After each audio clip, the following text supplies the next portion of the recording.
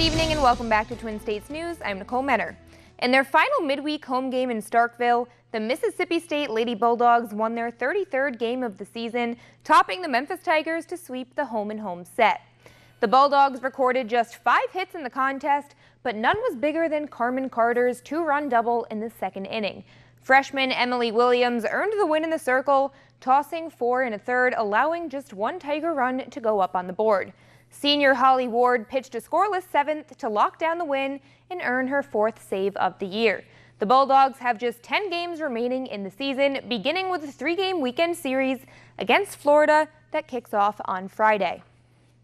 The MSU women's tennis team will open the second round of the SEC Championship tomorrow morning, which will be the tournament opener for both MSU and their opponent LSU.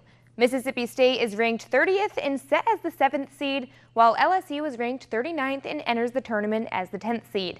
The match is slated for 8 a.m. in Tennessee.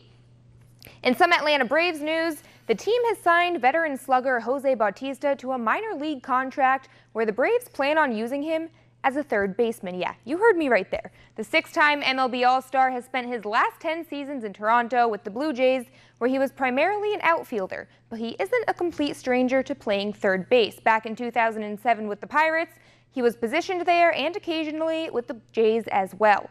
The 37-year-old has hit at least 20 home runs in each of his past 8 seasons, but had just a .203 average last year.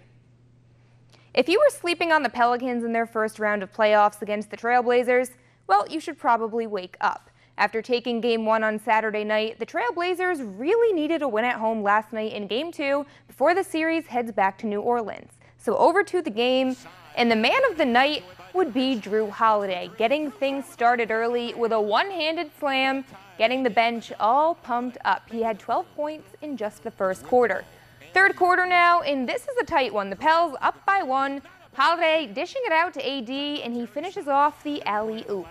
Final frame, and the Blazers pulled ahead with just 3 minutes left to go, but the Pelicans would heat up behind the arc. First it would be Mirotic, then it would be Holiday, who ended up finishing with a playoff career-high 33 points. So a huge night for him.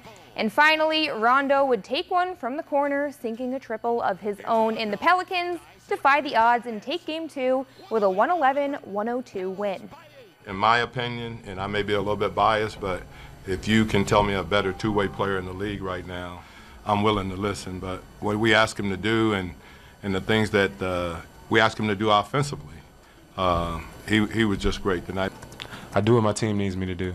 Whatever they need me to do, if it's defend, if it's score, if it's get other people involved, if it's to cheer from the sideline on the bench. So, again, I just feel like I'm in a really good place right now. To me, at this stage, you know, you want your best players on the court as many minutes as they can possibly be out there. So, you know, I don't worry about the minutes that we're playing them.